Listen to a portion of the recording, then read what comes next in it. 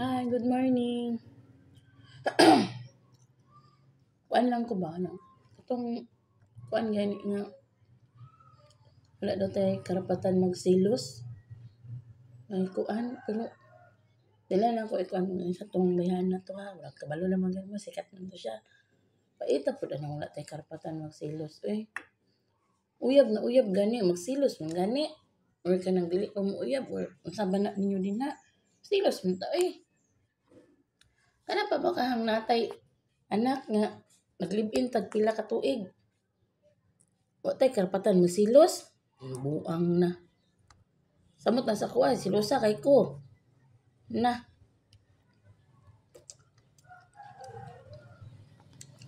Sa pod, abnormal po ng babae nga di magsilos or lalaki di magsilos.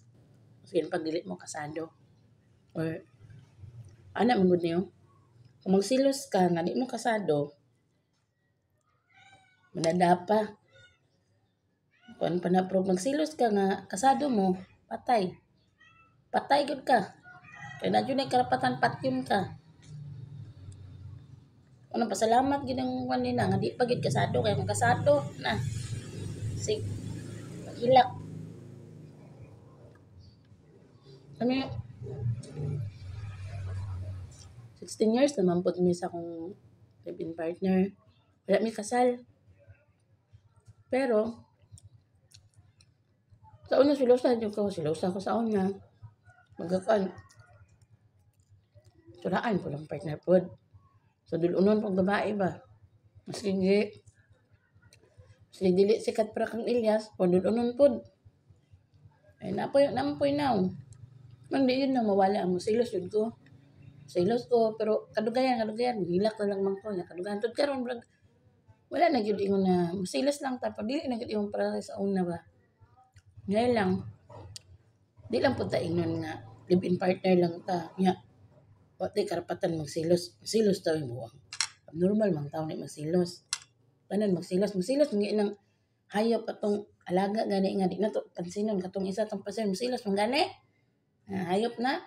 Unsa lang ta? Man tao ta. Bagay ta. Char. So mo lang to. Ang mga kuan saya ha. Sayang lang kay gwapa man siya. Gwapa siya. Sa una, maski dili pa siya inganayang nang gwapa man gyapon siya. Pero di po na to siya makuan kay mao po diyahang kuan pero mali po jud ma'am.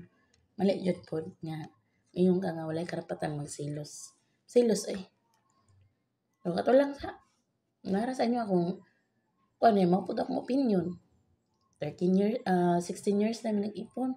Hangtod karon naman yapay silos. Pero dili na gid yung para sa una nga mapipag-ipon walay silos. Nagapon. So, bye-bye.